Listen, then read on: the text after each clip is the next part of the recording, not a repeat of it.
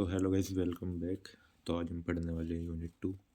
तो पिछली वीडियो में मैंने कंप्लीट करा दिया था यूनिट 1। अगर आपने नहीं देखी तो मैं डिस्क्रिप्शन में लिंक डाल दूँगा, आप जाके चेक कर सकते हो। तो चलो यूनिट 2 स्टार्ट करते हैं। तो यूनिट 2 का पहला टॉपिक है हमारा प्रमोशन ऑफ बिजनेस।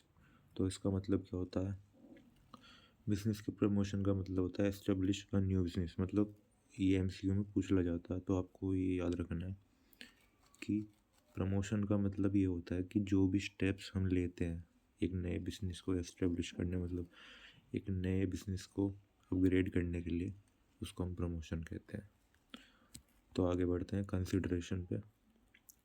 पहला है सिलेक्शन ऑफ बिजनेस आइडिया। आपको याद रखना है क्योंकि पूछ लिया जाता है MCQ में कि फर्स्ट स्टेप क्या होता है, तो याद रखना है। अगला है market study, finance availability, size of business, government rules, raw material and labor, location and level of competition। ये भी आपको याद रखना है क्योंकि लास्ट वाला स्टेप भी पूछ लेते हैं। तो आगे बढ़ते हैं। Qualities of a successful businessman: leadership, risk taking capacity, vision, decision making, hard work, honesty, communication skills, innovative thinking. तो ये भी आपको अच्छे से रीड कर लेना।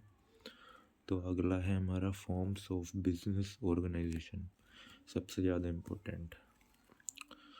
तो पहला है हमारा सोल प्रोप्राइटरशिप, जो कि ओन मतलब own and controlled by a one person, जो कि एक ही पर्सन उसको कंट्रोल करता है और उसका ओनर होता है। अब इसके मेरिट होते हैं, इसको बिजनेस को स्टार्ट करना बहुत आसान होता है, और कंट्रोल क्योंकि एक ही पर्सन होता है तो फुल उसके पास ही कंट्रोल होता है। डीमेरिट होते हैं लिमिटेड कैपिटल, क्योंकि एक ही इंसान है, उसके पास जितना कैपिटल है वो बस उतना ही लगा सकता है। और लाइबिलिटी अनलिमिटेड होती है, मतलब कि अपने पर्सनल एसेट पे भी खतरा है। तो अगला है पार्टनरशिप, जिसमें दो से ज़्यादा लोग बिजनेस को रन कर सकते हैं। इसके मेरिट है क्योंकि दो से ज़्यादा होते हैं तो कैपिटल ज़्यादा होता है, और एक से ज़्यादा होते हैं मतलब सोल वाले में तो एक ही था तो सारा रिस्क उसके ऊपर ही था। पार्टनरशिप में दो से ज़्यादा लोग होते हैं तो इसमें जितने भी होते हैं उनमें जो रिस्क होता है वो शेयर हो जाता है। जैसे कोई लॉस हो गया तो उसका तीनों आपस में एक रेशो निकाल के उसको रिकवर करेंगे, अपनी तरफ से जितना जितना पोर्शन बनता है उतना दे देंगे। अगला है डीमेरिट, कॉन्फ्लिक्ट, अनलिमिटेड लाइबिलिटी। इसमें भी अनलिमिटेड होती है लाइबिलिटी, पर इसमें एक चीज़ ये है कि अनलिमिटेड लाइबिलिटी में भी जितना भी लॉस होता है वो शेयर हो जाता है, तो ये सोल वाले से थोड़ा ठीक है। अगला है हमारा जॉइंट स्टॉक कंपनी। इसमें आपको याद रखना है ये कंपनीज एक्ट 2013 है। मैंने 2013 लिख रखा, पर आपको याद रखना है उसके अंडर में रजिस्टर्ड होती है। तो इसके मेरिट होते हैं लिमिटेड लाइबिलिटी। तो अब तक हमने जो ऊपर पढ़े थे उन दोनों में अनलिमिटेड थी, पर इसमें लिमिटेड है, ये इसका मेरिट है। और इसमें कैपिटल भी ज़्यादा होते हैं। डीमेरिट, लीगल फॉर्मेलिटीज़ ज़्यादा होती हैं, फॉर्मेशन बहुत महंगा होता है, एक्सपेंसिव होता है। अगला है कोऑपरेटिव्स, ये होता है म्यूचुअल बेनिफिट के लिए फॉर्म। अब इसके मेरिट होते हैं डेमोक्रेटिव, रिस्क कम होता है। डीमेरिट होते हैं कैपिटल कम होता है और डिसीजन मेकिंग बहुत स्लो होती है। तो अगला है हमारा कैरेक्टरिस्टिक ऑफ ईच फॉर्म। तो वही है जो हमने ऊपर पढ़ा था अभी। सोल प्रोप्राइटरशिप में single owner, liability unlimited, full control क्योंकि एक ही पर्सन होता है। पार्टनरशिप में दो से लेके, यहाँ मैंने थोड़ा काटा पीटी रखी है तो मैं एक बार बता देता हूँ, 2 से लेके 20 तक हो सकते हैं, मिनिमम 2 मैक्सिमम 20 पार्टनरशिप। तो शेयर्ड प्रॉफिट, अनलिमिटेड लाइबिलिटी, ये सब वही है जो ऊपर पढ़ा था, तो आप इनको एक बार रीड कर लेना। चलते हैं आगे। ये भी मेरिट एंड डीमेरिट जो हमने ऊपर पढ़े थे, इनको भी आप एक बार रीड कर लेना। मैं नोट्स के भी लिंक डिस्क्रिप्शन में डाल दूँगा, तो आप वहाँ से जाके अच्छे से पढ़ सकते हैं इनको। ये डीमेरिट। तो ये है अगला, difference between private and public company. ये भी बहुत इम्पोर्टेंट है।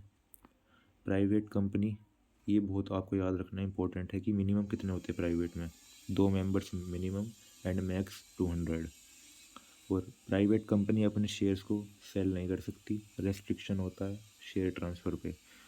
तो अगला है हमारा पब्लिक कंपनी, जिसमें मिनिमम 7 मेंबर होते हैं, नो अपर लिमिट, मिनिमम 7 होते हैं और मैक्सिमम कितने भी हों कोई लिमिट नहीं है, और ये अपने शेयर्स को इशू कर सकता है, फ्री ट्रांसफ़र होता है।